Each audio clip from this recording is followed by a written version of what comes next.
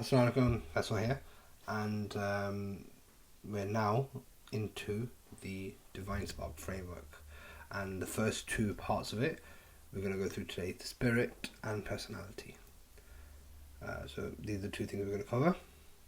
So let's start with spirit. So indeed, Allah Most High created Adam from a handful that He took from all of the earth. So the children of Adam come in according with the earth. Some of them could be red, white, and black, and between it, the lenient, the hard-headed, the filthy, and the pure.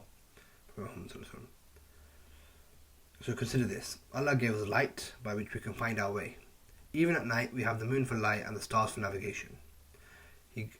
God gave other animals guidance systems best suited for their conditions and needs. Migrating birds can navigate even on overcast days by how light is polarized as it passes through the clouds. Whales migrate by reading the Earth's magnetic fields. Salmon return from the open ocean to spawn at the exact spot of their birth by smell.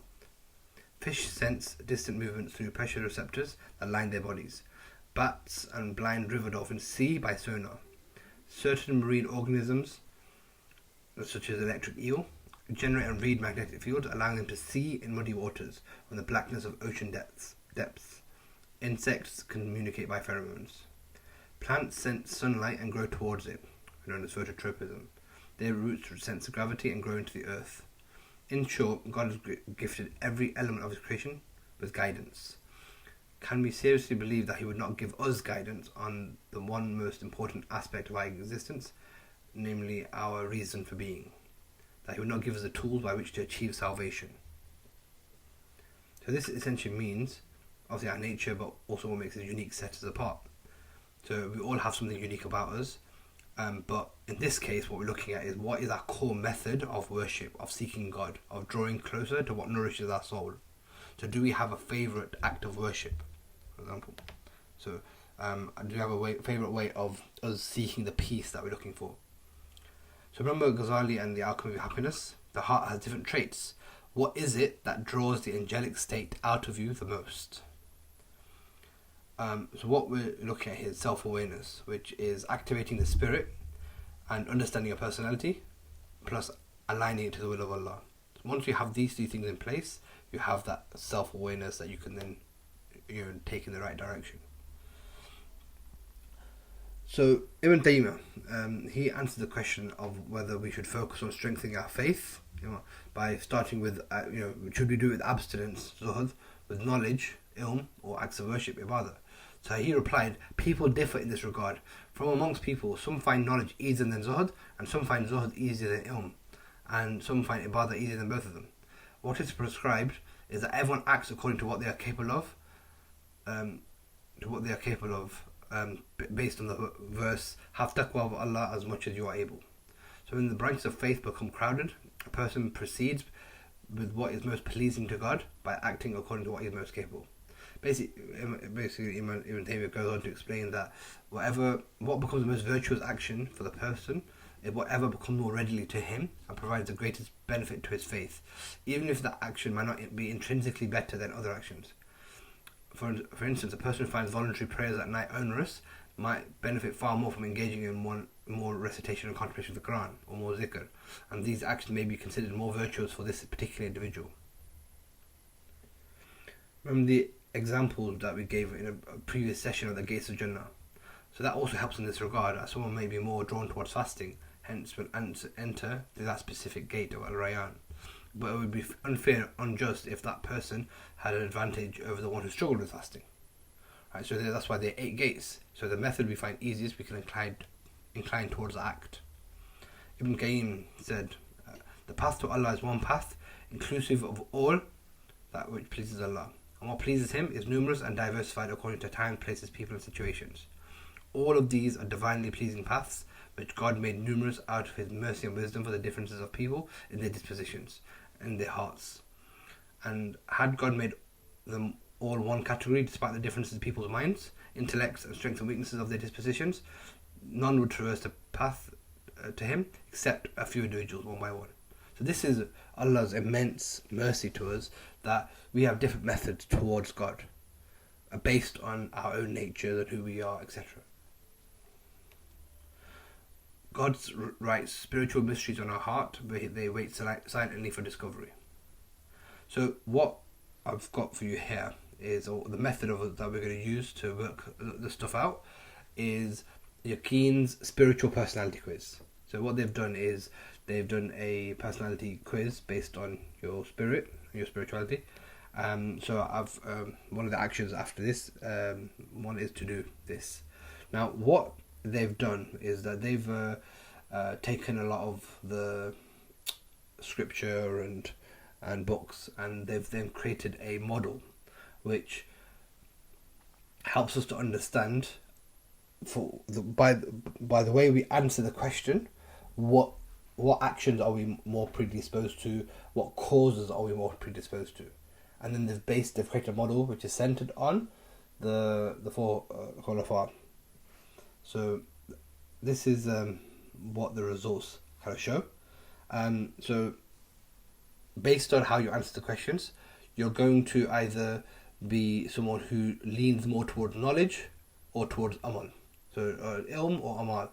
So your knowledge or deeds. So whether you're action orientated or mindset orientated. And then if you're more action orientated, then there's two types of action. One is proactive or one's active, one's more restraint. So bir, which is action, and one is restraint. And then for knowledge, you either you are either someone who is experiential, or there's the other type of knowledge which is more judgment oriented. And so, and then what they identify, you're either hand of power, your voice of justice, heart of inspiration, and the eye of vigilance. So that's kind of what the results show and how it's broken down. Now, all this will make sense once you do the quiz. But this is when you break it down. This is how it all works. So, if you find that your hand of power, for example, that is this one here. Hand of power is here. So that is your knowledge orientated and experiential.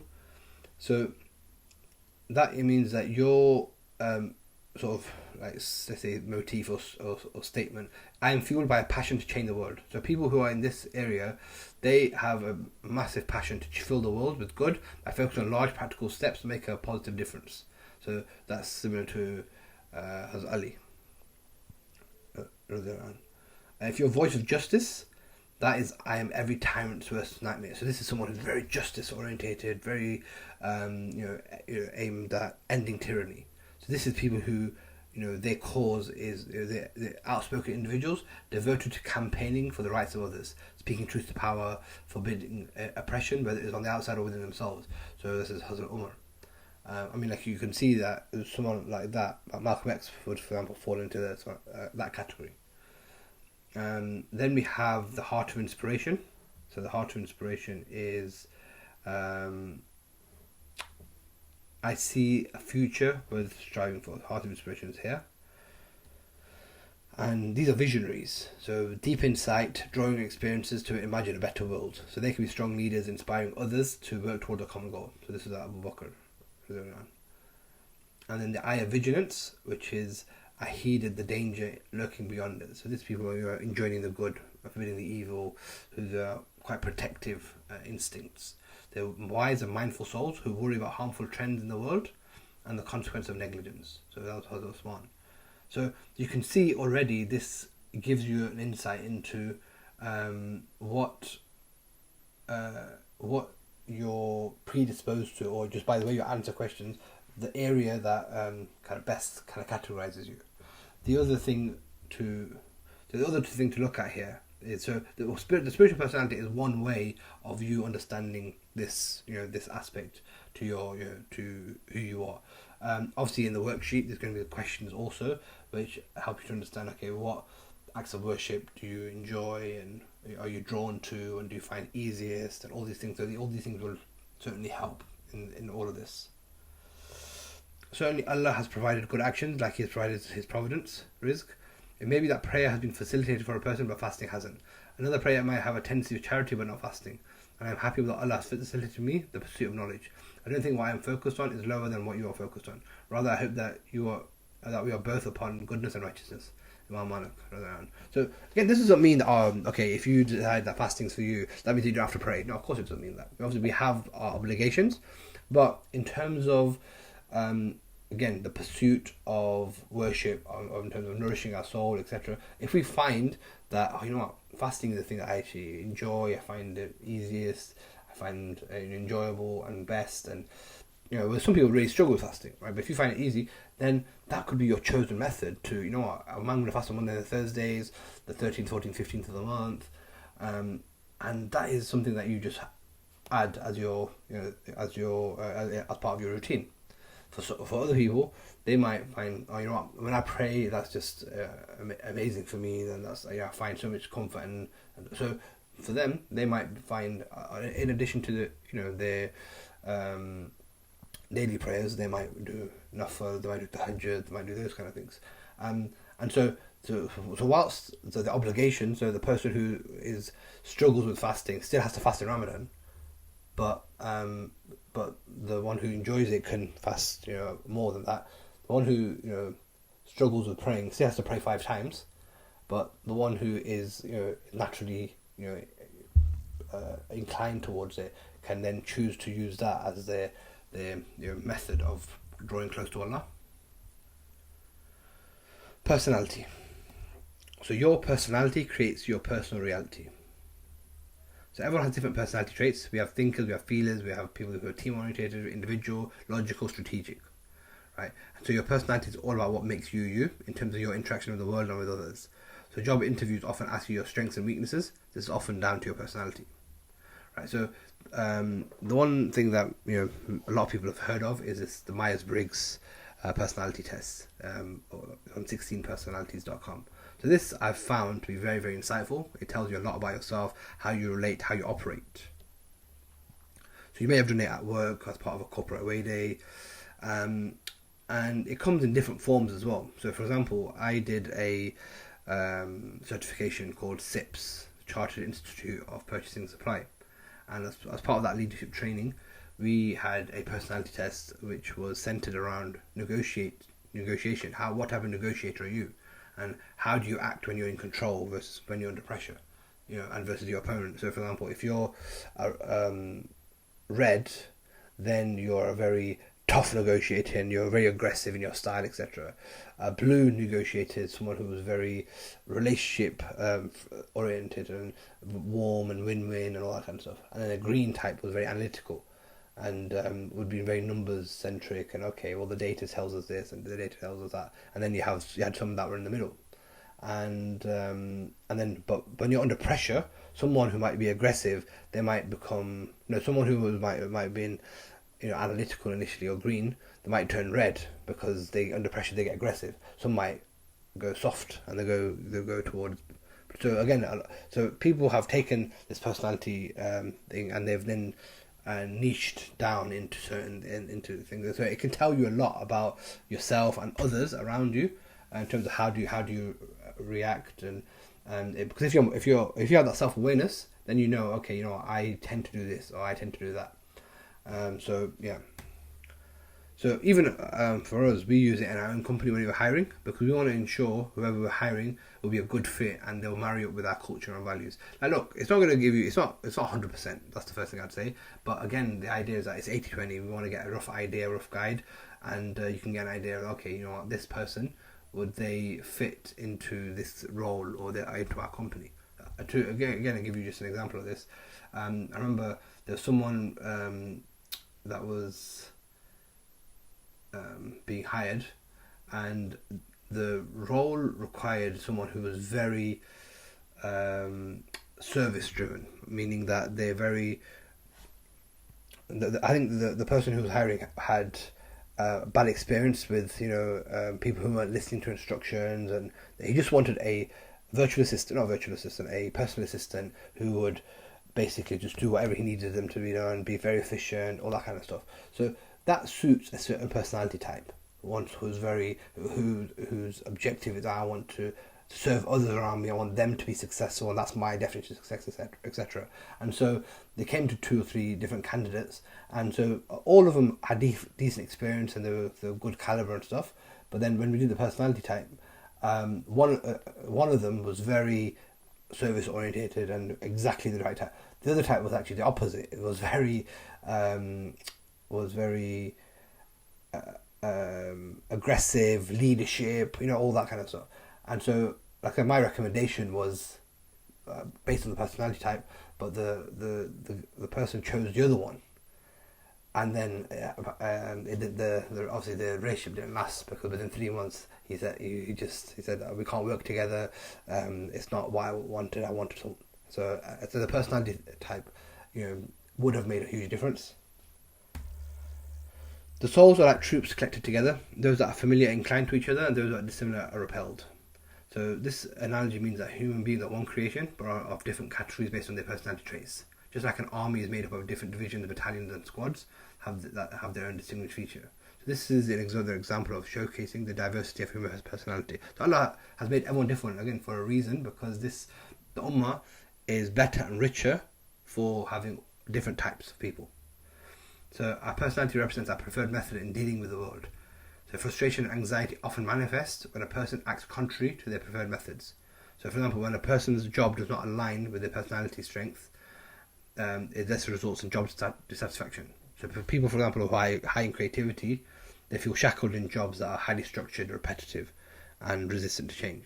So I often felt like that in some of my previous jobs, particularly in the public sector and stuff, where I'm quite a creative personality, but then when you have to do the same old every day, it really then you felt a bit disillusioned.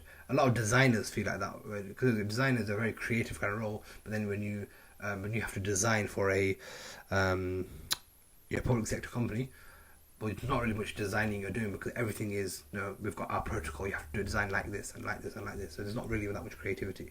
In the same way, some people are very logical and they're very process driven and they want to just be guided and structured. So if they have a lot of autonomy and creativity within the role, they actually don't like it, because they want to be guided. So you can see how that kind of works. Now, personality, one thing to dispel here is that a lot of people go to extremes, or they fall off the deen completely because they try and change their natural personality, because they think that, oh no, I can't really be myself. I'm religious now, and I can't really express who I am. But one of the main factors that affects converts, in particular, but other people as well, is that how do you find a way to adhere to the deen in a way that complements the personality? And obviously, as I mentioned, Allah made people diverse. People aren't the same. So as you saw in the spiritual personality, even amongst the Sahaba, there were various types of personalities, and all of them had in common that they were followers of the Prophet. But they all maintained their personalities, who they were. So for example, Umar was actually naturally serious before Islam, and he remained that way after. Abu Bakr was actually passive and gentle before Islam, and he remained that way afterwards. And it's not just in terms of how they practiced their Islam, it was actually their tendencies as well. So we had Sahaba who liked doing business, Sahaba who renounced the world, who liked to wear nice clothes, who were serious, who were light-hearted, who liked travelling, who liked remaining in Medina, etc. So Islam doesn't come to strip you your personality. It just gives you guidelines how to live within the boundaries of Allah, so you can make it to paradise. That's our collective goal, but your personality can absolutely help you in getting there. So the second test I want you to do is the 16 personalities test, and go through it, fill in the questions as accurately as you can, and then read the results extensively. They've got different categories of what does that mean in the working world, what does that mean in your everyday life, what does that mean in your relationships, etc. Read all of it, and then write down what it kind of makes you think, and how accurate is it, etc. So to explain it further, what you'll find is that it's called 16 personalities because you'll be one of these 16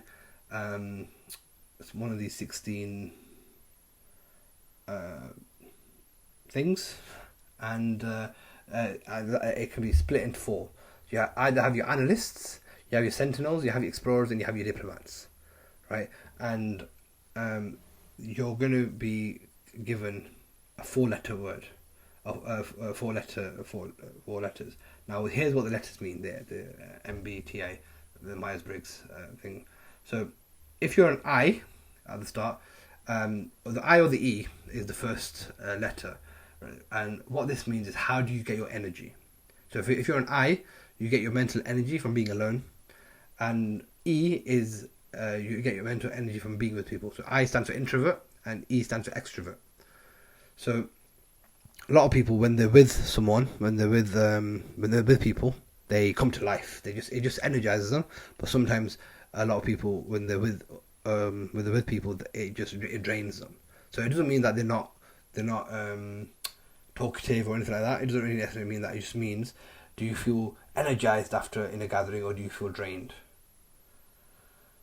And then N and S. So this stands for N. It stands for you're taking in information via patterns, impressions, and possibilities. Whereas sense is sensory, taking in information via the five senses. Right. So again, this is how do you take in patterns. Then we have F and T. So F is very feeling orientated. So whereas T is very logic based. So if the feeling is very my gut instinct says this, or whereas the T stands for more logic and thinking. And then P and J is essentially P is more you let things play out. You're a bit more spontaneous. You just let things go. Whereas J is very I've got to things I've got to be controlled. You're a bit of a planner. I think got to have a certain structure and a certain way, etc. So whatever side you fall on, then that's who you are. So for me, I fall into this one here, advocate, INFJ, and so it's interesting because I mean, what I found with myself actually with some of these things, like some of these I'm very some things you can be very extreme. You can be 80-90% of one of these things, but some of them I'm quite balanced. It's like 54-46 or something. So for example, how do I get my energy? So I do this would tell me I'm an I. So I'm introverted, and when I'm on my own, that's what helps me rest and re-energize, which it does. But actually, when I'm around people, that does actually energize me as well. So I'm kind of balanced on that one. But but then the others are quite very accurate. Where as I've talked so much about patterns and things like that in the program so far. So I'm definitely that. And then feelings, I do talk a lot. I'm sort of again fairly logical in terms of how I come to decisions, but then I don't discount the gut, and I do make decisions. I do trust myself in that sense. And then P and J again, I do like a strategic planning and things like that. So that's kind of what I am, and I've done this about probably 5 or 6 times now. And I've done it over different course of my life, and it's always been this is what I've always kind of come out as. So for me, I definitely, and when I read the description, it was definitely accurate. So that's it for this one. The action items are to complete these 2 personality tests, spiritual personality and 16 personality, and then read the summary of your results for both in full. Then there's 2 worksheets to fill in, one for spirit and one for personality. So the idea at this point is just to write down your thoughts, answer some of the prompts and the questions, and then all of this stuff we will synthesize a little bit later on. So just to end, there's a voice that doesn't use words. Listen, RuI. So that's it for this one. Have fun, and I'll see you on the next one.